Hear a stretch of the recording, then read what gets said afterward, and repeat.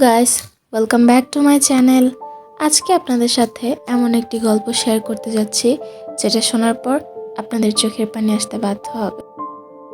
বেশি কথা না বলে শুরু করা যাক। তার আগে আপনি যদি আমাদের এই চ্যানেলে নতুন হন তাহলে আমাদের চ্যানেলটি সাবস্ক্রাইব করুন। আমাদের এই চ্যানেলের গল্পগুলো যদি আপনাদের কাছে ভালো লাগে তাহলে লাইক শেয়ার করে পাশে থাকুন।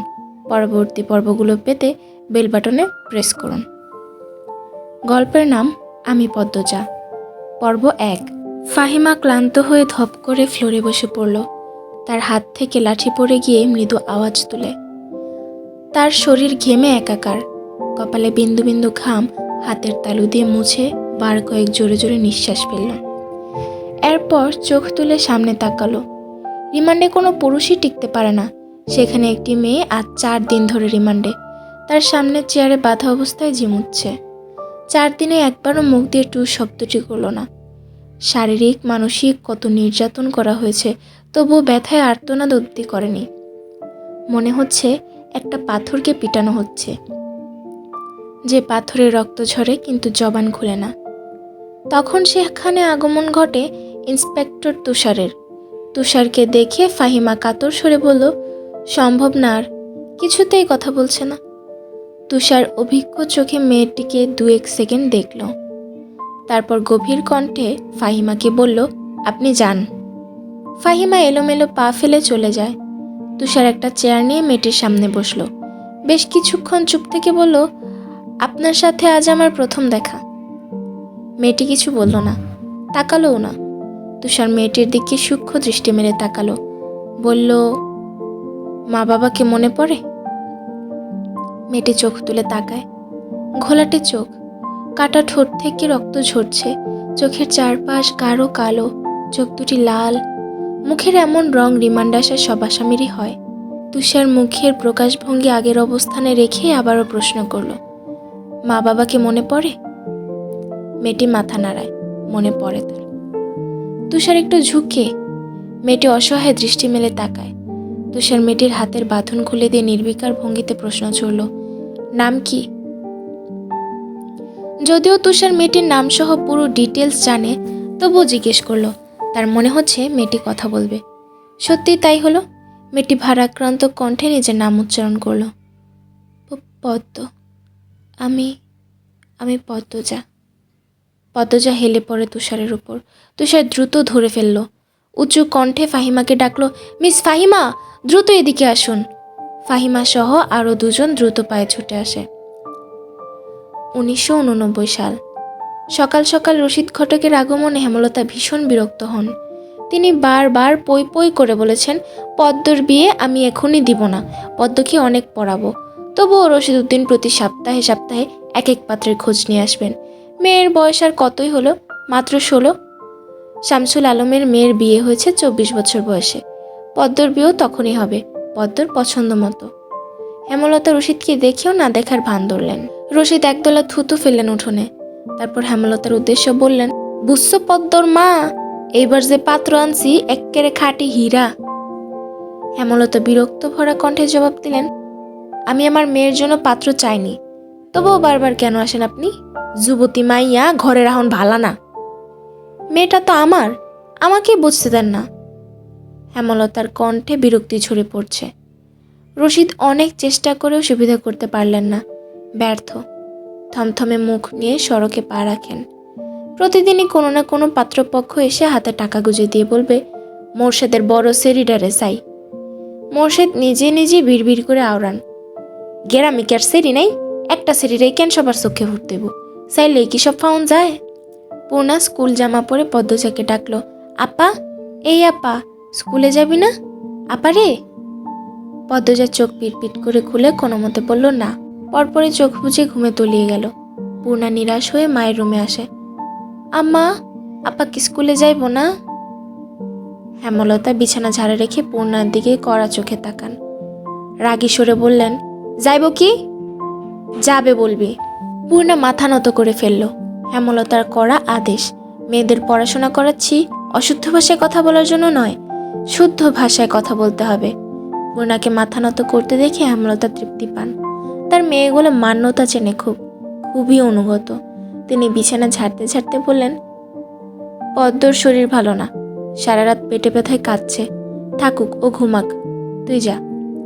পূর্ণার কিশোরী মন বুঝে যায় পদ্মজা কিসের ব্যথায় কেঁদেছিল। সে রাতে নানা বাড়ি ছিল বলে জানতো না, ভোরে চলে এসেছে।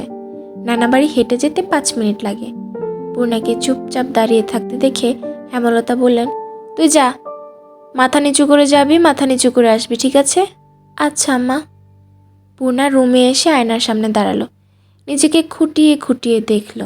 এরপর গত মাসে মেলা থেকে আনা লাল লিপস্টিক গাঢ় করে ঠোঁটে মাখে। 14 বছরের পূর্ণার ইদানিং খুব সাজতে ইচ্ছে করে।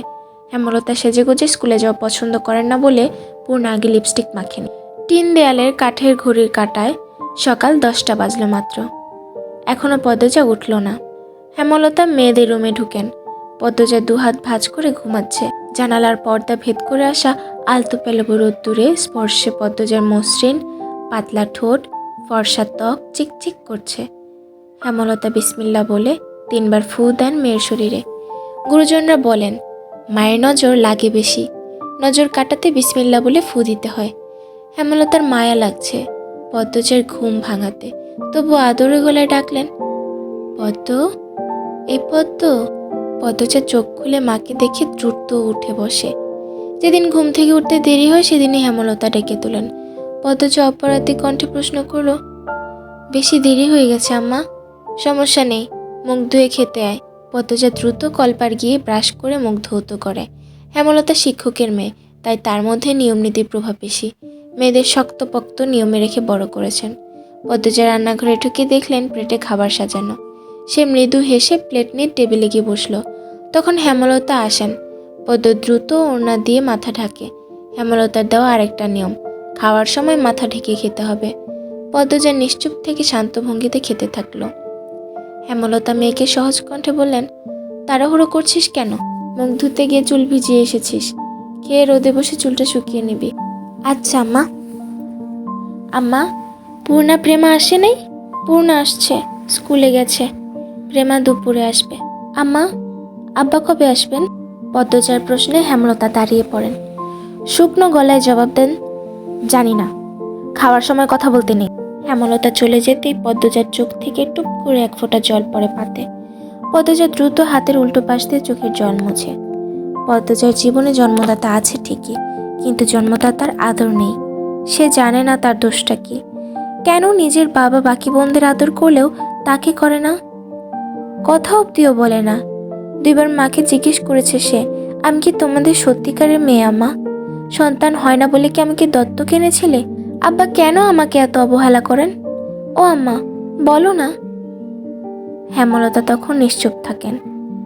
অনেকক্ষণ পর বলেন, তুই আমার গর্ভের সন্তান, আর তোর বাবারই মেয়ে। এখন যা, পড়তে বস, অনেক পড়তে হবে তোর। ব্যাস এটুকুই, এর বেশি কিছু বলেন না হেমলতা। পদ্মজার কেন জানি মনে হয় একদিন হেমলতা নিজ থেকে খুব গোপনে কোনো কথা বলবেন, তবে সেটা যেন সহ্য করার মতো হয়। এই দোয়াই সারাক্ষণ করে সে। এত কি ভাবছিস, তাড়াতাড়ি খেয়ে ওঠ। হেমলতার কথায় পদ্মজার ভাবনা শুচ্ছিল। দ্রুত খেয়ে ওঠে। আজ আমের আচার বানানোর কথা ছিল। সন্ধ্যা কাটতেই বিদ্যুৎ চলে গেল। কয়েক মাস হলো গ্রামে বিদ্যুৎ এসেছে। 8 গ্রাম মিলিয়ে আনন্দপুর, তাদের গ্রামের নামটা আটপাড়া। প্রতিদিন নিয়ম করে সন্ধ্যা রাত থেকে 3 ঘন্টা গ্রাম অন্ধকারে তলিয়ে থাকে। আর সারাদিন তো বিদ্যুতের নামগন্ধও থাকে না। বিদ্যুৎ দিয়ে লাভটা কি হলো? পদ্মজা, পূর্ণা, প্রেমা 3 বোন একসাথে পড়তে বসেছিল। বাড়ি অন্ধকার হতেই 9 বছরের প্রেমা খামছে ধরে পদ্মজার ওড়না। পদ্মজা মৃদু স্বরে ডাকলো, আম্মা, আম্মা, আয় টর্চ নিয়ে যা। হেমলতার আহ্বানে পদ্মজা উঠে দাঁড়ালো। প্রেমা অন্ধকার খুব ভয় পায়। পদ্মজার ওড়না ছেড়ে পূর্ণার হাত চেপে ধরে। টর্চ নিয়ে রুমে ঢোকার মুহূর্তে পদ্মজা গেট খোলার আওয়াজ পেল। উকি দিয়ে হানিফকে দেখে সে দ্রুত রুমে ঢুকে পড়ল। হানিফ পদ্মজার সৎমামা। বুবু, বাড়ি আন্দার কেন? বাত্তি টাত্তি জ্বালাও। হানিফ আসছিস? হেমলতা রুম থেকে বেরিয়ে বলেন, হাতে হারিকেন। হানিফ সবকটি দাঁত বের করে হাসলো, বলল, হ আমি গো বুবু, আয় ভেতরে আয়। হানিফ বারান্দা পেরিয়ে বড় ঘরে ঢুকলো। তোমার ছেড়েগুলান কই, দেখি না যে? আছে রুমেই, পড়ছে ওরা। বাবা, এই অন্ধকারেও পড়ে? হেমলতা কিছু বললেন না। হানিফ এই বাড়িতে আসলে কেন জানি খুব অস্বস্তি হয়। অকারণেই। ওদের খাওয়ার সময় হয়েছে, তুইও খেয়ে নে। এইখানেই খামো না তোমার সরাইখানার যাইতে হইব? কথাটা রসিকতা ছিল। গ্রামে থেকেও হেমলতা খাওয়ার জন্য আলাদা রুম নির্বাচন করেছেন, সেটা হানিফের কাছে রসিকতাই বটে। হেমলতা প্রশ্নের জবাব সোজাসাপটা না দিয়ে বললেন, খেতে চাইলে খেতে আয়। পদ্মজা কিছুতেই খেতে আসলো না। কেমন জড়সড় হয়ে আছে, মনে হচ্ছে হানিফকে ভয় পাচ্ছে বা অবহেলা করছে। হানিফ 6 বছর সৌদিতে ছিল, 3 মাস হলো দেশে ফিরেছে। 3 মাসে যতবার হানিফ এই বাড়িতে পা রেখেছে ততবারই পদ্মজা অজুহাত দিয়ে দূরে দূরে থেকেছে। হেমলতার বিচক্ষণ মস্তিষ্ক মুহূর্তে ভেবে নিল অনেক কিছুই, তাই জোর করলেন না। আজই এই লুকোচুরির ফয়সালা হবে। হানিফ পদ্মজাকে দেখার জন্য অনেক ছল চাতুরি করলো, কিছুতেই সুযোগ পেল না। বিদ্যুৎ আসার ঘণ্টাখানিক পর হানিফ চলে যায়। পূর্ণা প্রেমা রুমে ঢুকতেই পদ্মজা ঝাঁপিয়ে পড়ে, রুদ্ধশ্বাস কণ্ঠে বলল, কতবার না করেছি লোকটার পাশে বেশিক্ষণ না থাকতে, তারা শুনিস না আমার কথা? পূর্ণা ও প্রেমা বিস্ময়ে হতবিহ্বল। পদ্মজা কখনো তাদের এমন নিষেধ দেননি, তাহলে কেন সে এমন বলছে? হেমলতার রুমে ঢুকতেই পদ্মজা চুপসে গেল। পদ্ম, আমার রুমে আয়। মায়ের এমন কঠিন কণ্ঠ শুনে পদ্মজার কলিজা শুকিয়ে আসে। হেমলতা নিজের ঘরে চলে যান। হেমলতা মেয়ের দিকে তীক্ষ্ণ দৃষ্টিতে তাকিয়েছেন। পদ্মজা নতজানু হয়ে কাঁপছে। সুন্দরীরা ভীতু আর বোকা টাইপ হয়, তার দৃষ্টান্ত প্রমাণ পদ্মজা। হেমলতার খুব মায়া হয় পদ্মজার সাথে উঁচু কণ্ঠে কথা বলতে। পদ্মজা রূপসী বলেই হয়তো গোপনে আবেগ লুকিয়ে তিনি বজ্র কণ্ঠে প্রশ্ন করলেন, কি লুকোচ্ছিস? হানিফের সামনে কেন যেতে চাস না? সে কি করেছে? পদ্মজা ফোপাতে থাকে। হেমলতা সেকেন্ড কয়েক সময় নিয়ে নিজেকে সামলান, কণ্ঠ নরম করে বললেন, হানিফ ধাড়িবাজ লোক, সৎ ভাই বলে বলছি না, আমি জানি তার ব্যাপারে যে কোনো কথা আমার বিশ্বাস হবে। তুই বল, কি লুকোচ্ছিস? মায়ের আদুরে কণ্ঠে পদ্মজা আচমকা বাঁধ ভাঙা নদীর মতো হু হু করে কেঁদে উঠল। চলবে, আজকের মতো এটুকুই।